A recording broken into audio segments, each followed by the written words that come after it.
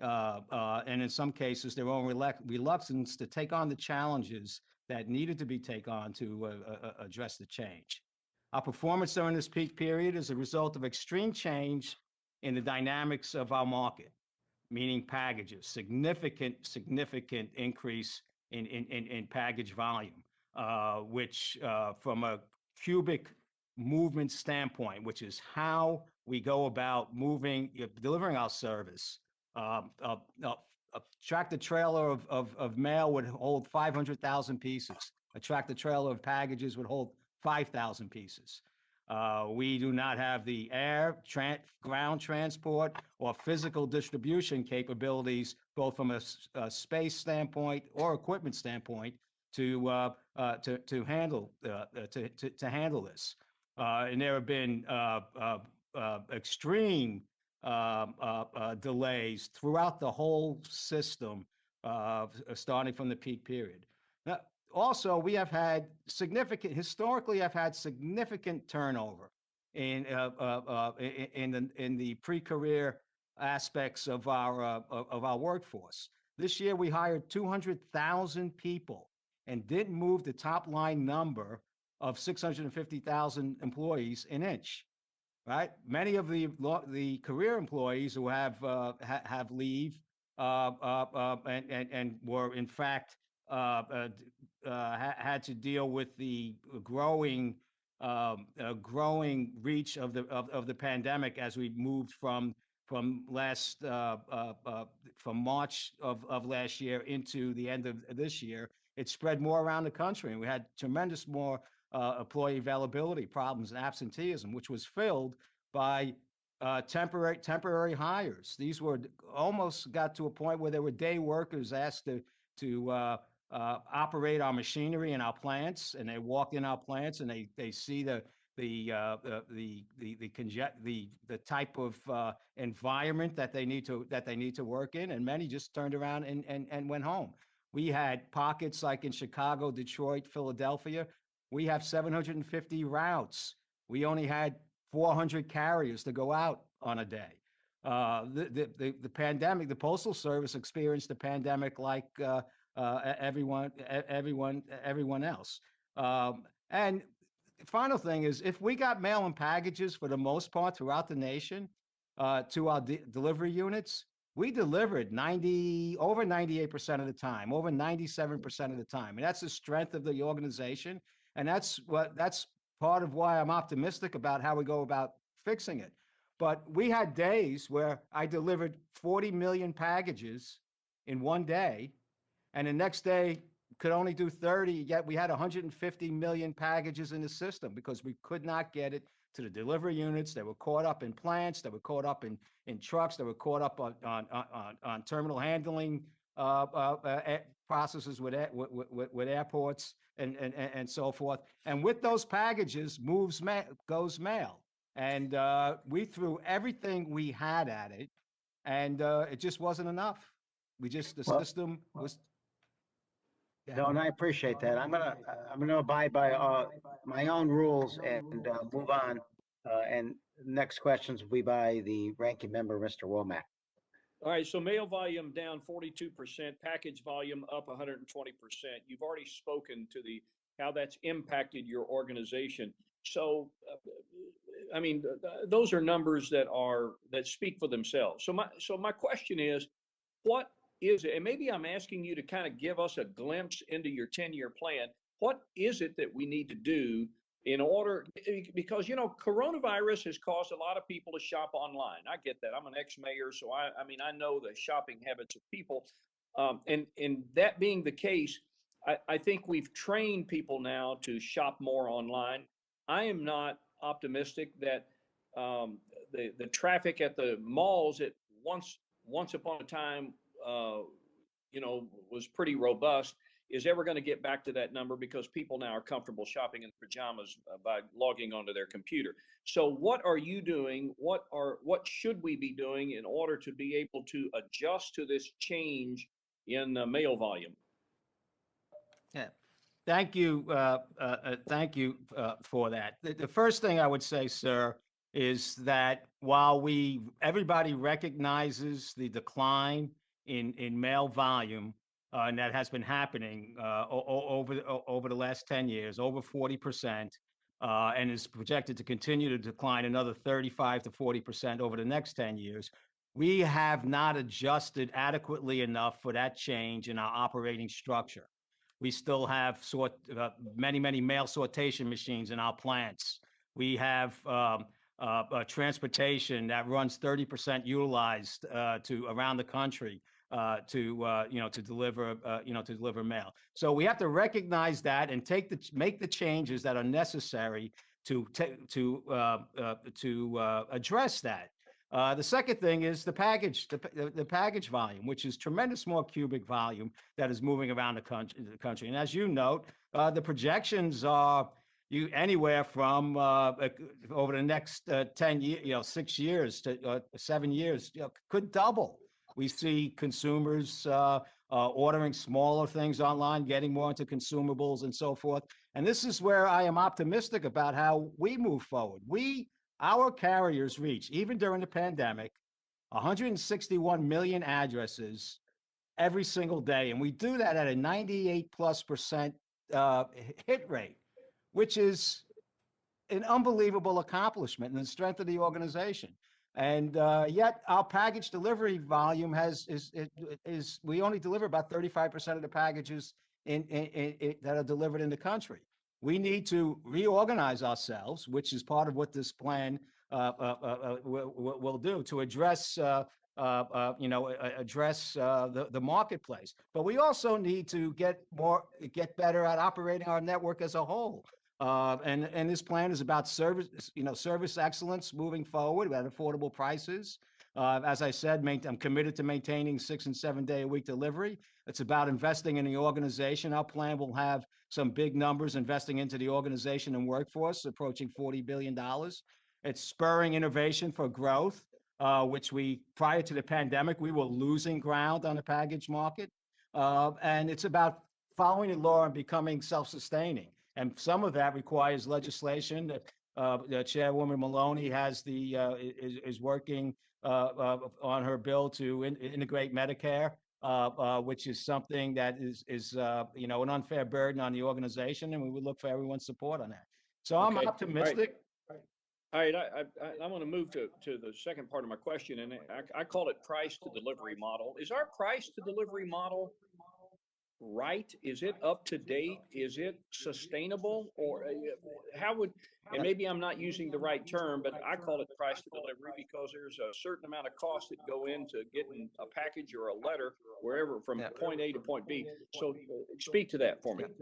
So we have two areas that we have. We have competitive pricing, which gets reviewed by which is pretty much in our control. We have the market dominant pricing, which was part of the legislation in 2006 and a big part of our problem over the last 14 years.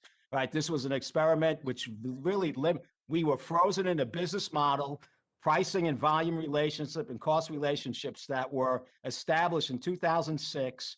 Subsequent to 2006, mail volume dropped out. We addressed the American geography expanded where people live, about 1 million addresses a year, and our cost relationships were totally out of whack, and we were pretty much price capped to CPI. After 10 years, we were supposed to get a ruling. It took 4 years to study that. We finally got the ruling last December, which addressed a lot of the issues going backwards in terms of recognizing the reduction in mail flow. But during that process, it left an extreme amount of damage to the organization. And had this I'm out of time. Yeah, I get it. Thank you very much. I'll yield. Thank you, sir. I now yield to the Chairwoman of the full committee, Ms. DeLauro. Okay, thank you, Mr. Chairman. I just for the record, and I just looked this up. In 2019, the Postal Service delivered 800 million packages between Thanksgiving and Christmas. the ability of the Postal Service to handle packages is well known with what they've done at holiday times. Post office delivers more packages to homes than any other shipper. So this notion that packages then have slowed up this process appears to fly in the face of the actual data with regard to the post office. So let me just, I believe there was an attempted assault on the Postal Service by the previous administration. I appreciate the efforts of the hardworking men and women in the Postal Service to ensure that an unprecedented number of mail-in ballots were delivered on time, an increase of 22 million ballots from the 2016 election. However, these efforts relied heavily on, quote, extraordinary measures like extra transportation and overtime to handle the surge. Let me ask you, does the strategic plan that you're set to release shortly include changes that will allow the Postal Service to better scale its operations of increased use of mail-in voting is the new normal? And in a recent report, your Office of the Inspector General said that you were only able to measure service performance of just over half of the ballots. What steps are you taking to increase that number and ensure that there is visibility for all ballots? Chair, I thank you for recognizing our ability to deliver packages. We delivered 1.1 billion packages this holiday season, but were tendered probably about 1.5 billion packages, which is what resulted in delays. As with regard to measurement, we have processes to measure, but this is also a part of the election process throughout the states. All 50 states have different rules, regulations. They have different types of mail that they tender to us. If you have a barcode on a ballot, we can track it. If you just give me a second, because I want to abide by what the chair is doing with regard to time. But my question is, what is your plan going to do with regard to allowing the Postal Service to better scale its operations if, as I believe is the case, there'll be the increased use of mail-in voting, if that's the new normal? What are you doing to change your operation to deal with that fact? Ma'am, we dealt with the mail-in voting, record mail-in voting that we had last year, 25% or something higher than the 2018 election. We had a 98%, very, very high performance level. It's about 2% of our mail during the process. The capacity to process election voting is there, as I stated, throughout the whole election cycle. And the bigger focus we need to have is on the overall operations, so it doesn't continue to erode our performance. But the election, any amount of election mail that we have, we can handle. But your own Inspector General said that you're only able to measure service performance of just over half the ballots. Again, my issue is not what's happened in the past, but where are you going in the future with your strategic plan? Because as I take a look at the commentary on your strategic plan, you plan to eliminate a tier of first-class mail in an area that's already struggling, and your plan prevents first-class mail from being shipped by airplane. It doesn't sound to me, you need to let us know what you are doing to deal with what have been the delays, the shortfalls, etc., going forward. That's all we want to know, is what is going to be different going forward than we have in the recent past. Again, I want to stress the fact that we are adequately prepared to handle election mail. If the chair would like to see higher measurement, that report, I'm familiar with that report. And there's nothing that report is in general talking about we need to work with election boards to get a more collaborative methodology to tender the ballots. We did that quite extensively last year, and we'll continue to do that in the future. But I can only measure what is prepared to be measured. And with regard to the plan will be forthcoming, and we will there'll be and one last thing with regard to service standard change. Over 80% of the mail will stay in the same, especially our 2-day product will remain 2 days. We think we're adequately prepared for any election going forward. Well, we'll look carefully at the IG's report and then deal with the recommendations. And with that, I apologize to the chair. I've overstepped my time and I yield. Never a problem. Thank you, Mr. Amade. Hey, thank you, Mr. Chairman. You know what, we've kind of touched on the stuff that I was interested in, so I'm going to go ahead and yield back. Thank you, sir. Mr. Cartwright. Thank you, Mr. Chairman. Mr. DeJoy, many of the problems the USPS faces can be traced all the way back to last summer. The chairwoman is correct. Last summer, there were efforts to dismantle mail sorting machines, cut overtime, restrict deliveries, remove blue mailboxes, all in the name of operational efficiency. I have no doubt you'll attempt to deny these actions or justify them as you have previously, but we've all seen the reports, and my constituents did not experience an increase in efficiency in any way. Instead, they experienced delays as well as missing and misdelivered mail, and yet you want to try this again. You've proposed more service cuts, doubling down, instituting higher and region-specific pricing and lower delivery expectations. So I have 3 questions for you. Number one, Americans are clearly relying more than ever on the United States Postal Service than before the pandemic. Why are you doubling down on the policies that have led to massive delays? Number two, how would doubling down on these policies help create these issues, help Americans receive their mail on time? And number three, given the severe issues that the Postal Service has faced since you were appointed Postmaster General, can you explain why you think you are still qualified to hold that position? So, Congressman, first of all, I don't agree with the premise that you introduced the question on with regard to changes that I've implemented have caused these issues. As I said earlier, our network and the financial condition of the Postal Service have been eroding substantially, and we did have to operate in the pandemic just like every other operation in the nation. With regard to the changes that we're looking to make, we're looking to capitalize on our strengths and address our obvious weaknesses.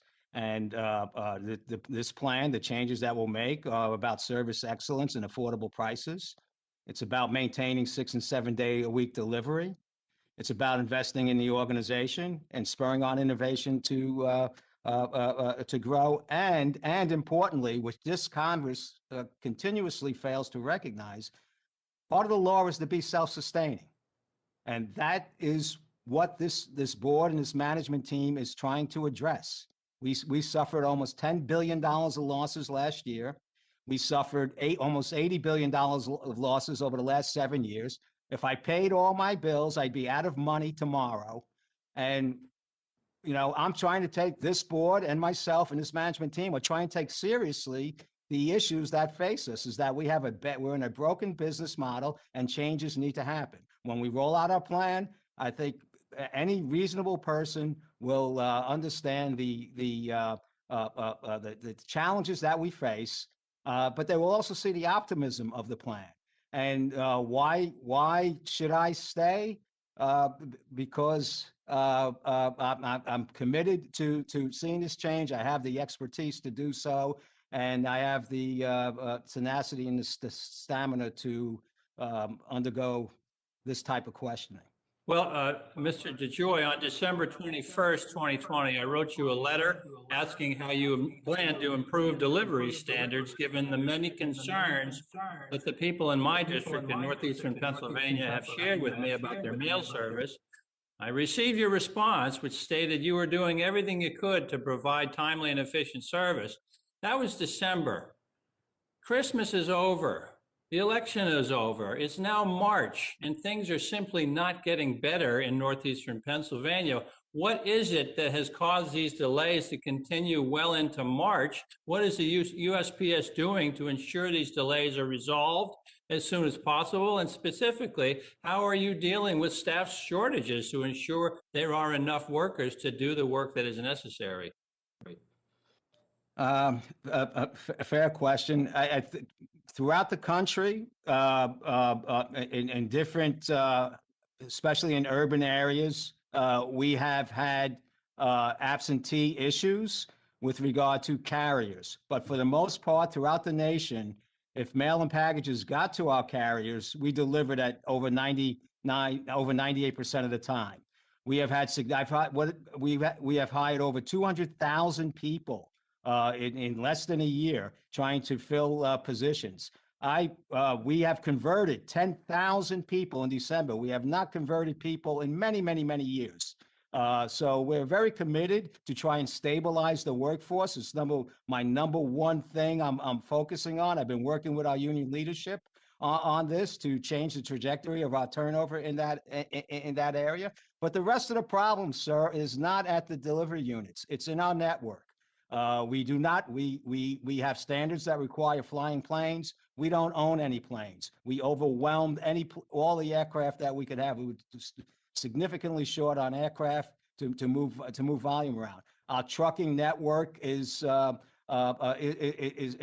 problematic, but we also overwhelmed that in terms of capacity. We bought every bit of transportation we could get, and just wasn't enough. Now, with regard to March, we were still delivering peak season volume all through January. We delivered 1.1 billion pieces up to the end of the year, and had we took us January to work it down, and then we got hit with the storms. I came in one morning, and the winter storm was there. 71 million addresses potentially impacted. Many of our hubs, that got down to about 20 million. Many of our hubs were frozen. We could not get mail and packages through the network. So the problem, sir, is bigger than just your locality. It's a network operation, and our network is in bad shape. Mr. Chairman, I have no further questions for the witness. Thank you. Ms. Stewart, please. Yeah, thanks to the chairman and ranking member, and of course to the Postmaster General. I do have a couple questions. Before I do that, I'd like to, just express a view that I recognize you took on an enormous challenge. And perhaps there have been mistakes made along the way. I think that's probably true of any of us who would take on such a big challenge. I do think some of the criticism that you've received here today is probably exaggerated. Some of it is unfounded. Again, I think we can do better. I hope you can do better. I think you're clearly committed to doing better. But in my view, too, it's a little bit like assigning a new captain to the Titanic after it's hit the iceberg and then blaming that captain for the damage and the catastrophe that took place before. I mean, the challenge of the Postal Service is a generational challenge. This is something that's been years and years in the making, and it's going to take a little time to fix it. So once again, I want and encourage you to continue to make the reforms that are necessary. But I feel a little bad that some of the criticism that you've received here today, I just think is unfounded and as I said, exaggerated. Having said that, let me ask you a couple questions, and I can ask them both and then let you answer. The first is the ability of someone in China to create malicious drugs, very deadly drugs, fentanyl being the worst example because it's so compressed and so easily shipped via mail. And the reality is that many times that's shipped through the use of the Postal Service. In fact, it's probably the primary vehicle for these deadly drugs that are created and manufactured overseas to be brought into the country. And I'd like you to address how and what you've done already and how you intend to address that in the future to make it Congressman so. Stewart, sorry to Yes. interrupt, sir. Could you please turn your camera on per House rules? Yeah, I've got my camera on here as far as I can tell. And it says my camera is on. All we see is your name, sir. Yeah. Well, Anyway, please continue. yeah, I mean, mine says if you want me to stop my video, I'm happy to do that. There you go. Oh, you were on. Okay. I don't know what's going on. I'm just going to continue. You can deal with. Now my go ahead. Talk to me about how you're going to stop the fentanyl, particularly and other drugs from coming in, and then very briefly address the 10-year plan, how you're going to protect rural postal service. It's very important to my district, important to the West, other rural parts of the country, and we've got to assure our constituents that their rural service will not be interrupted. Yes. Well, thank you. Thank you for your question, Congressman. I'll start with the second one first, with regard to rural Americans. As I said, I am committed to 6 and 7 day a week delivery to every address in America. This is a very, and our board is committed. This is a very strong position that we are taking in our 10-year plan. And as you know, sir, when the pandemic hit, we saw that many of these areas, these rural areas, were not delivered to by many private enterprises, and that is what the essence of the Postal Service was founded around, is trying to serve every American. So, with regard to that, our plan stays committed to 6 and 7 day a week delivery. And so that's that one. With regard to China and the, as you know, the STOP Act, we've been working with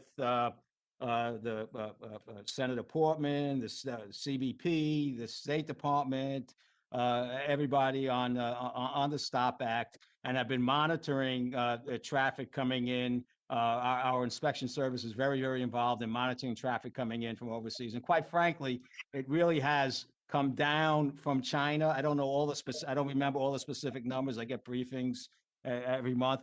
Most of the volume now is coming in, winds up coming in, through southern border, and through the mail, I believe. But we are very close. We extended the STOP Act was supposed to be implemented at the end of the year. It got pushed out to March 31st. It's a multiple agency, all a government type of initiative that's going on, and we're very close to having a sampling plan, an identification plan, a compliance measurement system to really address foreign entry into the mail system. We still have, domestic issues that we have to confront. Okay, well, again, my time has expired. I hope you will concentrate on that. I think it's incredibly important to our culture and society that we not have access to such deadly drugs as simple as a mailbox away. And again, the rural communities are so dependent on you. So thank you. Apologize if my video is not working. It's on now. Anyway, Thank you. We move to Mr. Pocan, please. Thank you, Mr. Chairman. Appreciate it. And thank you, Mr. Postmaster, for being with us.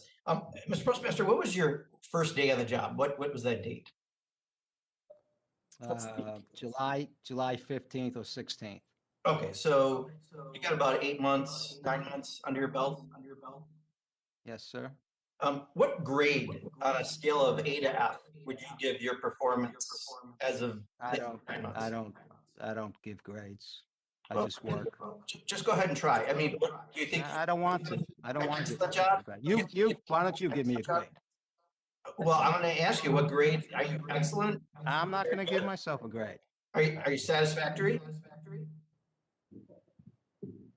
Would you say you've done a satisfactory job? Cartwright needs to mute his Say. microphone. We're getting feedback.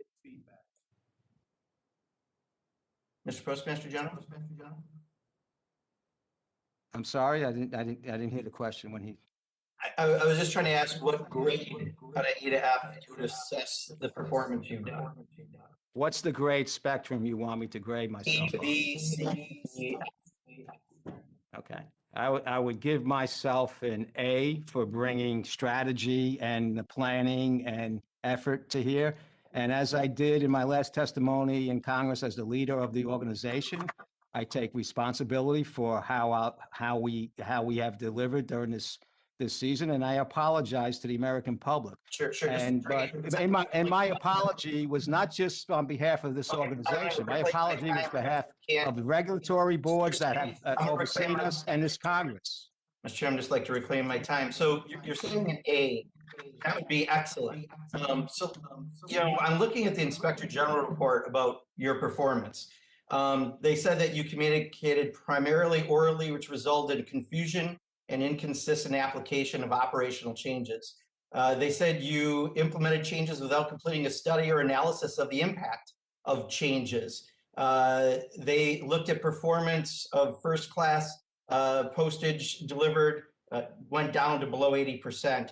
First class pre-sort, first class packages and priority all declined in performance. When there was a court order asking you to roll back some of those changes, we actually improved the delivery times on these changes that you made, from dismantling equipment to not paying overtime to not hiring an adequate amount of people at holiday season, your organizational structure, and more. So let me ask two questions, and I'll ask them together and you can answer them together. First one is, do you really think that that is excellent service, for the first question?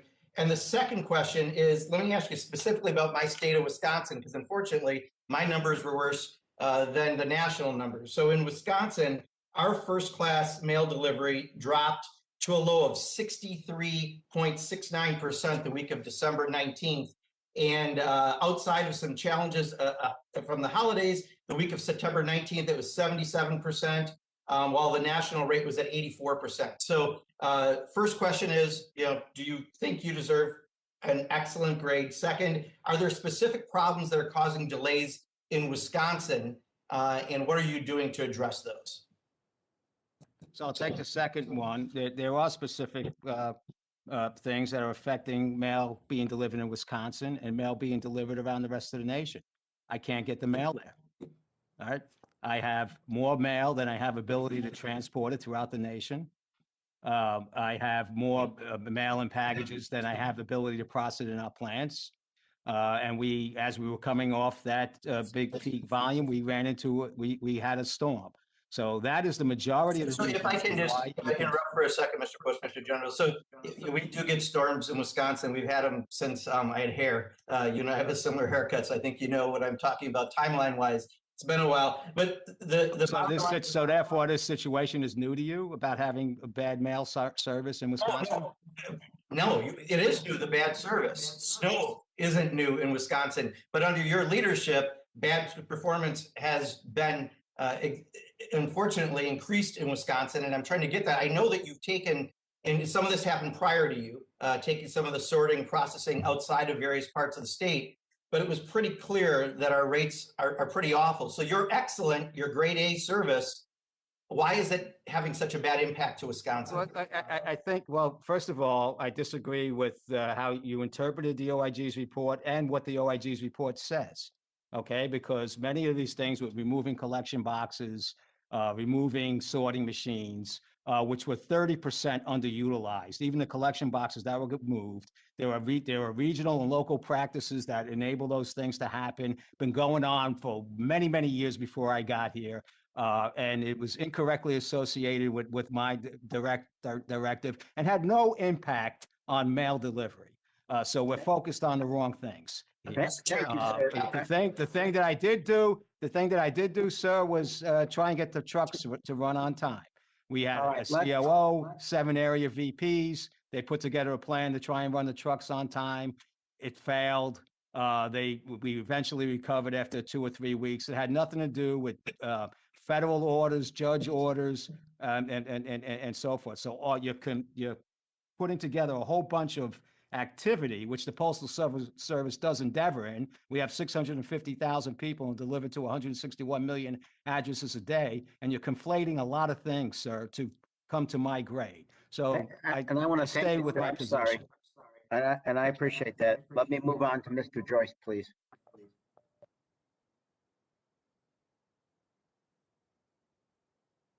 There we go. Thank you, Mr. Chairman. Postmaster DeJoy, I first off, let me say in Northern Ohio, according to your own statistics, we were the third worst in the country in the third quarter of last year. But I'm not going to beat a dead horse. I understand it. You had problems, and I understand what you're saying with the symptoms of that problem. However, during Christmas time, the local TV station was showing trucks lined up outside the Cleveland, Maine post office.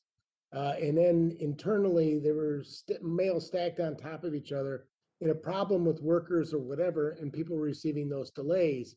I know that you're working on a 10-year system of trying to get the strategy, trying to get cure many of the problems we're hearing here today. Could you enlighten us on what that 10-year strategy looks like?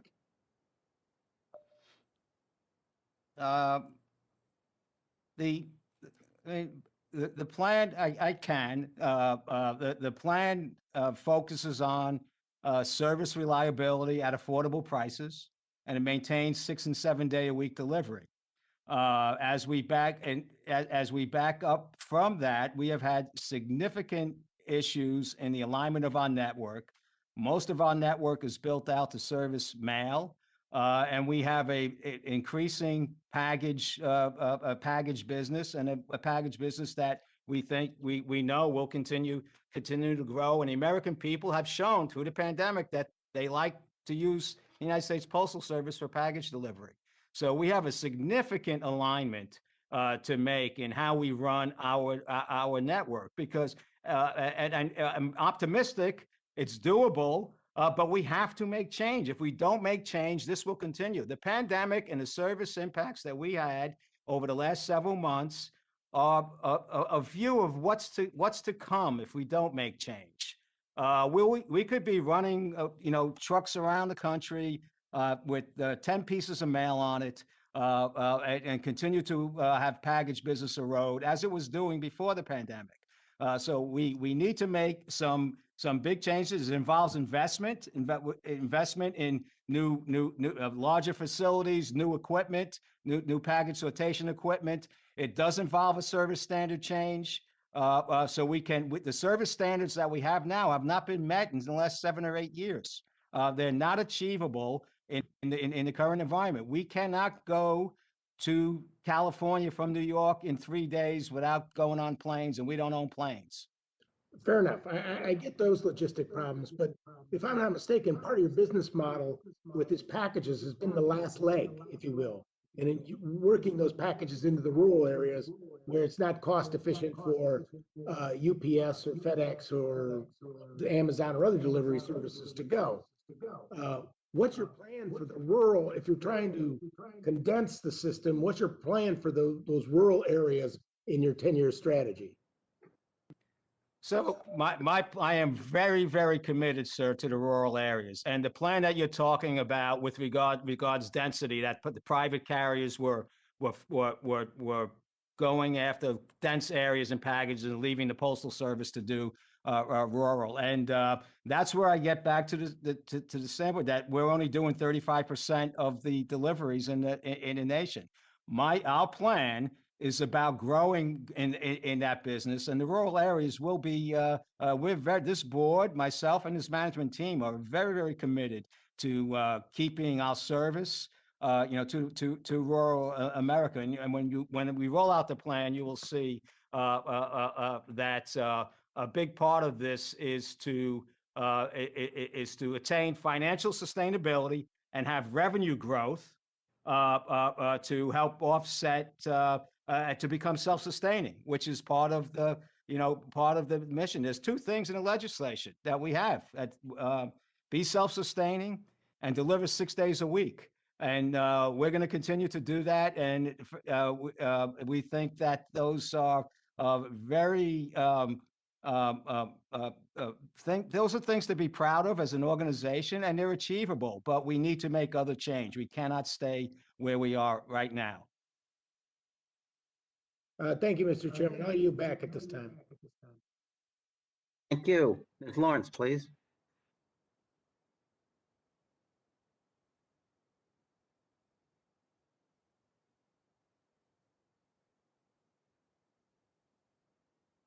She's not there. Okay, Ms. Torres. Thank you, Mr. Chairman. First of all, thank you for coming before our committee. I want to associate myself with the concerns of my colleagues regarding mail delivery and the unraveling of machines during a time where we needed them the most.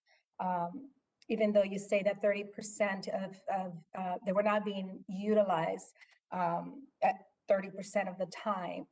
I want to move on though from that and try to make you a little more comfortable and address other issues. You are our guest in our committee. Our committee is in charge of appropriating the funds that you need in order to operate the post office. So I'm going to bring up two issues. Number one, in my experience has been that people, the poorest of the poor have a much higher use for the post office. They receive a lot of their mail, their checks, payments through checks in the mail. They utilize it more because many of them do not have bank accounts or other means of delivery. They don't have set up accounts with other services. My hometown of Pomona, a city when I was the mayor of 163,000, population of 163,000 people, an adjacent city population of about 30,000 people. We're looking at two cities, an affluent middle class and a very low working class community. On the one community where I live, a post office, a small community post office was shut down completely. The only post office that is left in my community is in a terrible, dilapidated state. Here's, some of the photos. We have mailboxes that are out of service. This is the welcoming that they get in my community versus the beautiful post office in an affluent city with 30,000 residents. Additionally, the hours of operation are not the same. So you have people that are having to drive 40, 50, 60 miles one way to work and don't get home till about 7, 8 o'clock at night, and the post office is closed. So limited access for them. I'm very concerned about that. I'm very concerned at the post office denial to clean up this mess. The post office represents, the image of the post office represents the federal government. That is not the image that I want of the federal government in my community. And without objection, I'd like to ask that these photographs be submitted for the record. Secondly, you are not prepared Without to answer objection. this question, but I do want to put it on the record because I would like to have a conversation with you moving forward. I have serious concerns about the workplace environment at the Santa Ana District USPS, which serves much of my district. Over the years, I have spoken with employees who voice concerns over numerous issues: workplace harassment, retaliation for filing complaints with HR, supervisors who are not properly trained when they are promoted. Instead of holding them accountable for retaliating against employees, they are rewarded by giving them promotions. An ongoing issue of managers having personal relationships with employees, which is, that is unacceptable. That is unacceptable behavior. So what is being done at the national level to address this workplace misconduct? Obviously, we need proper training, improved training, and we cannot simply move a bad employee and transfer them to another facility for them to continue to sexually harass or abuse other employees. So those are my concerns. I'm going to give you, there's not much time. I hope that we can follow up and have a longer conversation around it. Well, I mean, the points that you that you make are very, very important ones, are reflective of historical circumstances and something that we're very much focused on moving forward. Underinvestment in our retail facilities around the nation is something I'm very, this board and the management team were very, very concerned about, and that is in our plan. Our employee turnover is unacceptable. And it is something that has been around for a number of years, and it's something I'm very committed to working on. And I would love to hear your thoughts going forward, and we could set up a phone call or something. I think like you will to do see that that. we're pretty aligned. We're pretty aligned on trying to make improvements to the organization. I like to follow up personally with you, sir, because I understand these are sensitive concerns that I have. But you know, my role here on the Appropriations Committee is to support a budget request moving forward. And I want to be on the record that I cannot do that given the circumstances that I have experienced. I yield back. But if I could add to that, just one thing, and hopefully you will reconsider. The part of the reason for the situation that we're in is we lost almost $10 billion last year, $8 billion the year before, and on and on and on. We have many unfunded mandates within that are put on us by Congress. There are many limitations that are put on us by Congress and our regulatory board. So I would ask that you reconsider. This is a small amount of money here for the blind and for overseas voters. I understand all your concerns, and look, I can assure you we're trying to address them, but pulling money away from us is not, is really not gonna help as we We move encourage forward. and thank you for agreeing for that communication. I do need to go forward. Ms. Lawrence is now recognized. Thank you for being here again. It's my understanding last week the United States Postal Service announced the following organizational changes. You're consolidating 67 postal districts into 50. New district territories will be aligned with state boundaries. Districts will align with the communities the Postal Service serves and provide similar boundaries for employees and customers. It goes on and on. Your predecessor, when she had a plan to change and reorganize the Postal Service, she actually came and gave a briefing to the Oversight Committee, which you know I'm on, which gives oversight and approves the operational issues with the Postal Service. You have denied us that. And it continues to question your leadership because you are new to the Postal Service, but you're doing this massive, sweeping organizational change. I know what that feels like because I was a Postal Service for 30 years. When you reorganize at that scale, you are literally slowing down operations. Everyone's trying to figure out who's on first. You got to go through a whole selection process for new people. And you're doing this on top of you already being challenged with not figuring out why you continue to have the service issues, which, sir, I disagree with you. We've never had the service issues that I'm seeing. I have worked for the Postal Service. I've never seen trucks backed up for miles to get into a facility. And the responsibility of all these things that you have mentioned does rest on your shoulder. I would give you the grace period, and I want to be very clear about this. If you wanted to correct your problems with retention so you could have a stable workforce before you going in and just tearing everything up, you know you were hit hard because in the middle of an election and in a pandemic, you were taking out boxes, you were changing overtime policies and all these things. And the entire country responded to that and said, what are you doing? Because unlike the United States Congress, the Postal Service has over a 90% approval rating. It's because the Postal Service touched every American 7 days a week. And they trust that delivery. And now I get calls, and you have gotten them too, where we literally have not delivered mail but once or twice a week to a community. And for them, that is unsettling. That's not the norm. And at minimum, Mr. Postmaster General, the courtesy and the respect of the organizational structure to come into the Postal Service and to the United States Congress to give a briefing and not subject us to sitting at home, reading a press conference or seeing it on TV.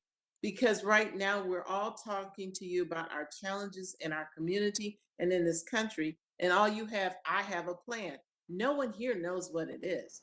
And can you tell me in my time that's left, where is the analysis of your changes, what will have on morale? Because we already have, you said we have this issue, we have this turnover on morale, on sustaining delivery, because while you're redrawing the lines and talking about trucks and our vehicle inventory, while you're restructuring these lines, because every time you change, and you know this, every time you change a logistical process for a truck to deliver mail to a facility, you have built-in mistakes, missed deliveries, because you have to connect all of those logistical changes, those boundaries that I talked about. You have to change processes within the plant to allow that dispatch to meet the delivery of the truck. And I haven't gotten anything like that from you. And I sit also on this committee that has the responsibility to appropriate funds and on government oversight for the Postal Service. So I will ask that question and tell you I am going to use all the power I have to require you to stop doing press releases on massive changes and to at least give the United States Congress the courtesy of knowing your plan. Congresswoman, you are well-known and respected within the Postal Service for your career and your position today.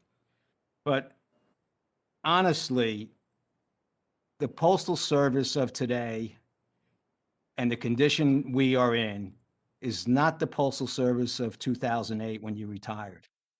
We are in dire financial crisis. But sir, and change, and we are not positioned, to serve the market. That continue to monitor what is happening. So I'm not naive, sir. I didn't hear you. I'm sorry. I said I am not naive. When I left the Postal Service, I came to Congress and have had responsibility for 8 years of the operations of the Postal Service and have my thumbprint on what's going on. So please don't imply that I'm ignorant to what's going on. I am not saying you're naive. Responsibility of hearing the voices of the people in the United States cry about the service. With regard to the organizational change, this has been worked since August by leadership in the organization, established 30-year people within the organization. The previous organization structure has led to many of the problems that we have today. There's a whole, there's a number of reasons that basically had 7 or 8 people running the 600,000 person organization, which created a lot of confusion, lack of clarity, and inability to implement change.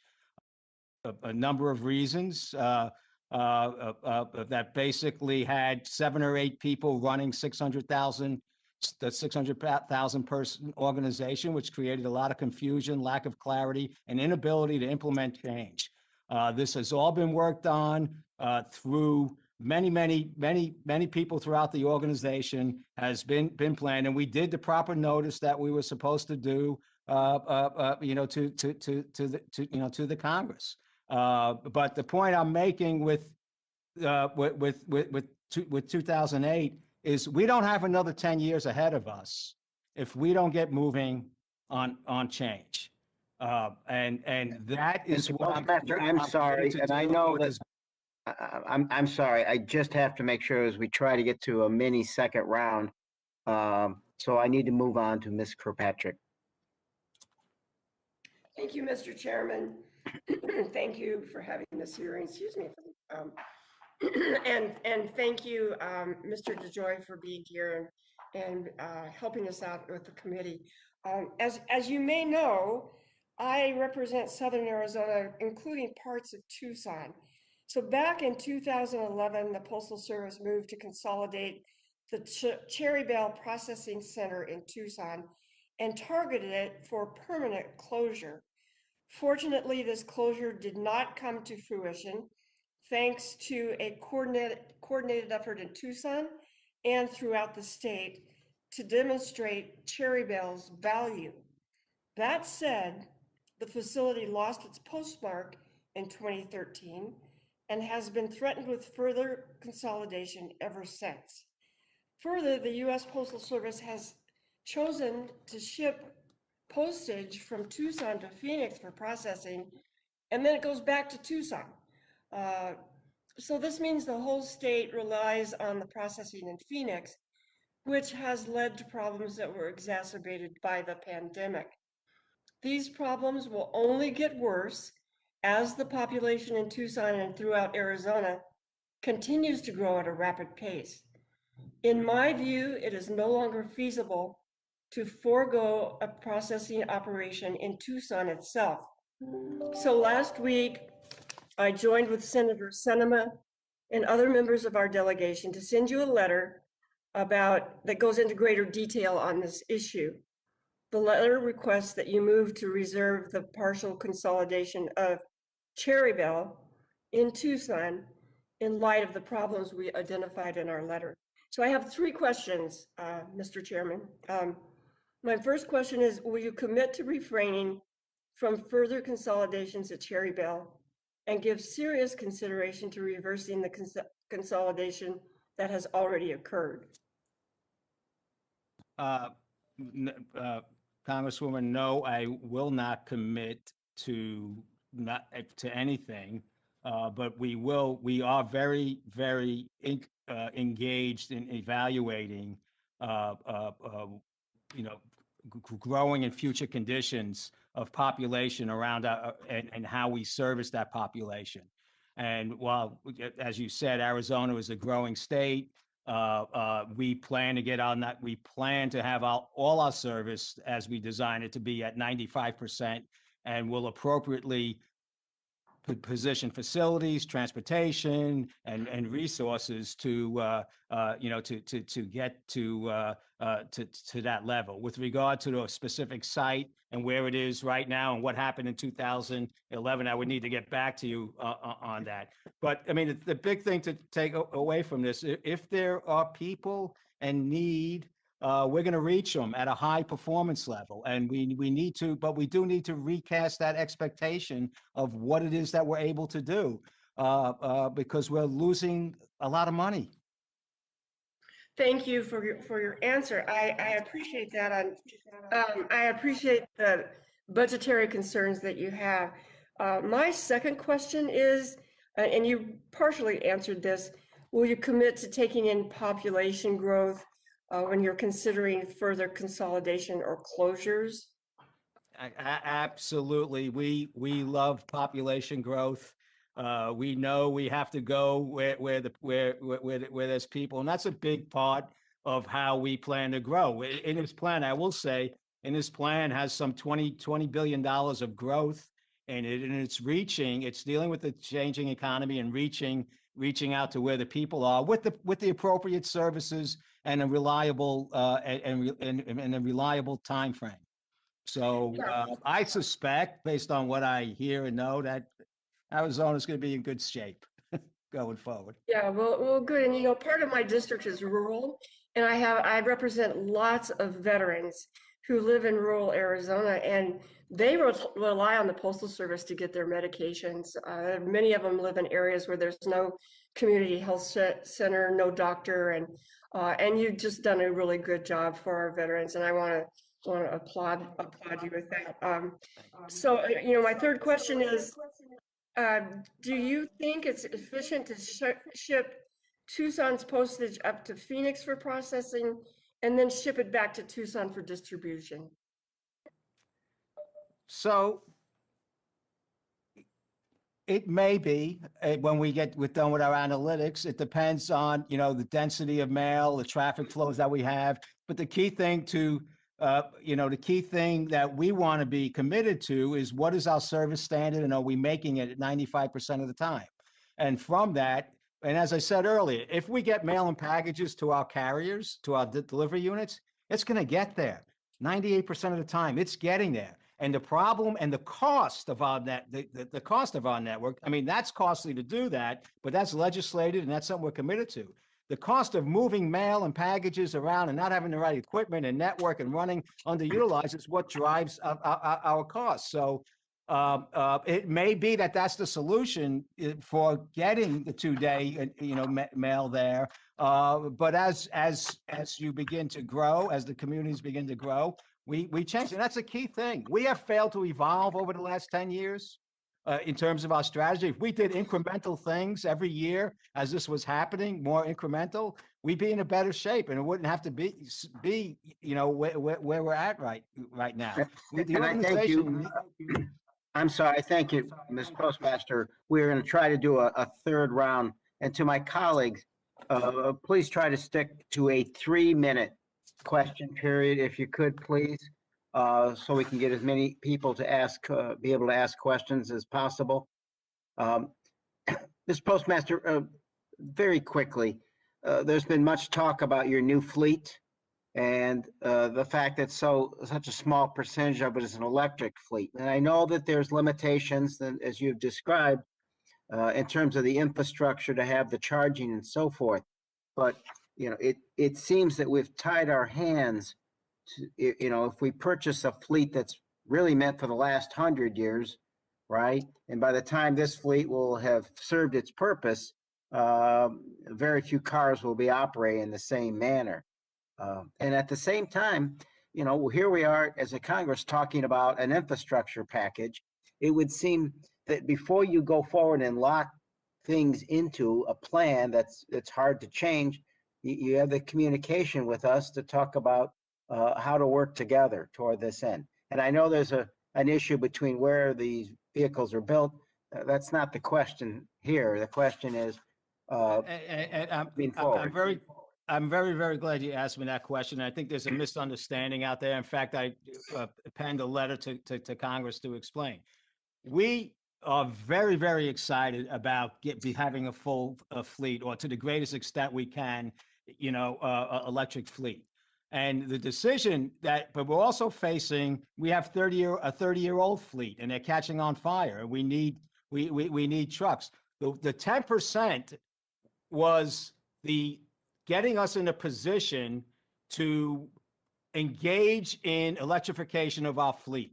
We have a year to decide what the actual volume is, but we have the 10% was about $500 million, which we don't have, to kick off the study, engineering, and the plant building for an electric fleet. These drivetrains are convertible, so if we were able to get the funding, we would be able to maybe of the first buy go 50% electric. But there's a huge infrastructure cost associated with that. No, I get that. And let me cut to the chase. Look, and I get what you're saying. You're talking about unfolding a plan as well. Some of the things that you have supposed in that plan may alter given your discussions with Congress. So this is just one example, and we're very limited on time. And I ask you consider that as you unveil your plan for the future, that you take into consideration some of those assumptions you might have would be altered if Congress said, well, that's not what we want. We are willing to help to avoid that eventuality. That's the only point. And we would welcome the help with regard to that matter, sir. Thank you. Okay, Mr. Womack. Mr. Chairman, I don't have any further questions, and in the interest of time, I'm going to yield my time back and thank the Postmaster General for his time today. Thank you. Thank you. I would move on to Mr. Cartwright. Just one question, Mr. DeJoy. The USPS has this pre-funding requirement for healthcare and pensions for many years into the future. That was enacted in 2006. Successive members of top management at the Postal Service have expressed a wish that that were not the case, which is a burden that no other governmental related agency faces. And last year in the U.S. House, we passed the USPS Fairness Act, which had more than 300 co-sponsors, including more than 6 Republicans. What is your position on that, Mr. DeJoy? Do you think it's advisable that we pass that? And will it help with budgetary problems? That's a very important question and a big part of our plan, sir. I've been working with our team here, with our union leadership, to get two things out of legislation. One is the integration of Medicare and the eliminating the pre-funding requirement. I've been up to on the Senate side, on the House side, speaking with different members. It's very important. It's about $50 billion to us over the next 10 years, and we hope that the Congress sees this through. It's very, very important to our future. Thank you. I yield back, Mr. Chairman. Thank you, sir. Mr. Joyce?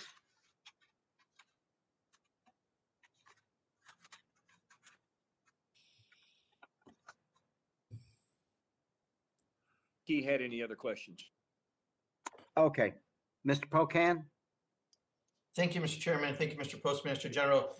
I just want to make sure I'm clear on that last part, because I do think we have this unusual requirement that you have to have about pre-funding health benefits 75 years into the future. I've been a business person for over 30 years. You've been a longtime business person. I don't know of another federal agency, or quite honestly, a business that requires 75-year pre-funding of health benefits, and that creates an artificial problem for your agency. So are you committed to getting rid of that pre-funding if Congress will work with you? Sir, very, very important, and the steps are important too. And thanks for the opportunity here. First, most important thing is requiring the integration of Medicare. That is going to be somewhere in the $30 billion thing. That's the first step. And then the second step is eliminating the pre-funding requirement, which is about $13 billion to us over the next 10 years. Anything you can do to help us with that, the whole organization would really, really appreciate. And it's a big part of our plan, and we're working it hard. I give you an A grade on that answer. I want you to know that. I'll take it. Last thing, and I'll yield back after this. Very happy that the contract for the vehicles is going to Oshkosh, Wisconsin. They're an excellent provider, and we're strongly supportive of that. So thank you. I yield back, Mr. Chairman. Thank you, sir. Thank you.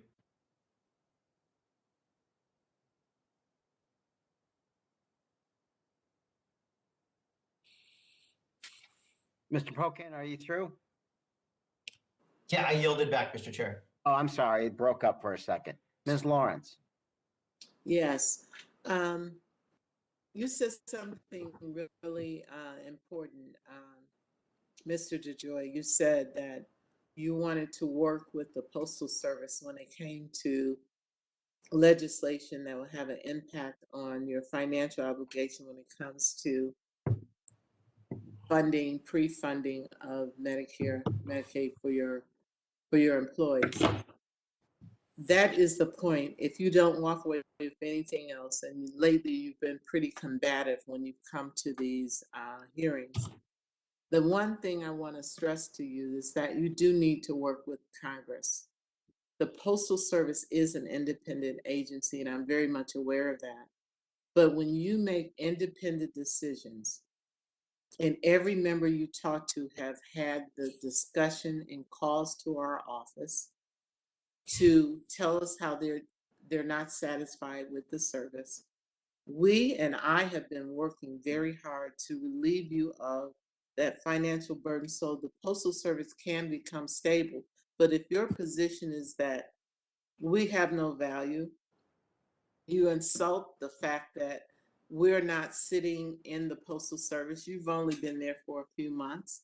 You retired from your industry in 2018 or whenever you left to say that you were not qualified because all the experience that you had left when you left your organization, you would feel offended and tell me how qualified you are to sit in the seat you're in.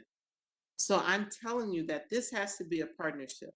And again, I will stress, coming before Congress and the Oversight Committee and to this body to outline your plan. If your plan is one that will work, improve standards, because what we were told is that you're going to reduce the delivery standards and suggest that we raise the cost of postage.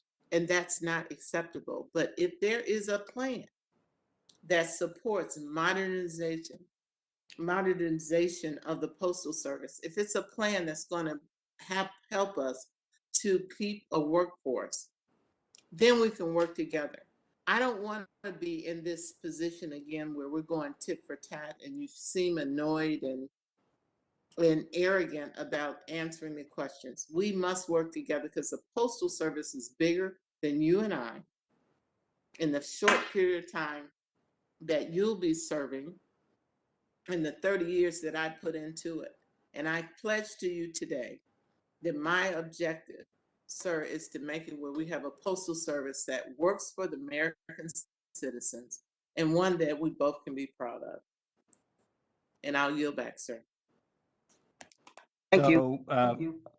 I appreciate those comments, Congresswoman, and I will work to have further discussion with the Congress as we move forward with the plan, and happy to meet with you. And yes, there are times when where I leave these sessions, I'm a little embarrassed about my behavior, but I would also offer, I've been accused of many things every time I come in front of the Congress. And I am a human being, and I am trying to do the right thing. And I apologize to you if I have offended you in some way. I didn't really mean to. I meant to get my points across because they're very important, to the organization. So I look forward to speaking with you again in the future on the details of our plan. And thank you for your comments. I appreciate both of your comments. It's helpful. Ms. Torres, please. Thank you, Mr. Chairman. I just want to yield some time to our guests to, we didn't have a whole lot of time for you to answer my concerns, and I understand that they're delicate, and we may not be able to discuss them openly, but I want to yield my time to you in case you want to cover anything. Certainly the dilapidated state of the post office in my home city and threats to close another post office in the city of Ontario that has the community, very nervous. Yes, ma'am. I will go back and look at the details of your district, but I will say on all those aspects, and you're talking about employee morale, which leads to employee behavior. You're talking about how we represent ourselves and our physical assets for communities, and it gets up into our service. This is where the organization is at right now, right? And it's been a long time coming, and I think when we get our plan is about improving every aspect of that. So there is a tremendous, we're earmarking $40 billion to reinvest in into the organization. A great deal of that is in our retail centers, trying to get our pre-career turnover rate down to under 40-something%, which is where perhaps the situations that you're talking about, where they really begin to, where they happen the most. It's may not be in our long-term career employees, but we have basically a two-tier system. While it should be an apprenticeship that leads to long-term success, we need the structure for viability, financial viability. We could have managed it a whole lot better, and are going to, as we move forward. Long term, we are looking at our interaction with the American public. We're trusted, but I want to be used. This plan is about being used more, and about being modern and being reliable at 95% in everything that we say that we do. So I sense I appreciate your concern, and I sense your interest and empathy for that environment. And I promise you that there's something on the top of our list and our plan, and I look forward to working with you to get some more insight on specifically the specifics of what you're talking about. Thank you, sir. Mr. Chairman, I yield back. Thank you so much. Mr. Womack, do you have any concluding remarks? I am finished for the week. I completely understand. Mr. Postmaster General, we want to thank you for being here today. I think you can understand the passion and the interest this issue has created. And we have our moments, but I do believe there was some connection today and some communication, and that's extraordinarily important. So we want to thank you for being here. We will now conclude today's hearings. I ask members to submit any remaining questions into the record. Mr. DeJoy asks that you respond to the additional written questions in a timely fashion. And with that, the subcommittee stands adjourned. Thank you all. Thank you.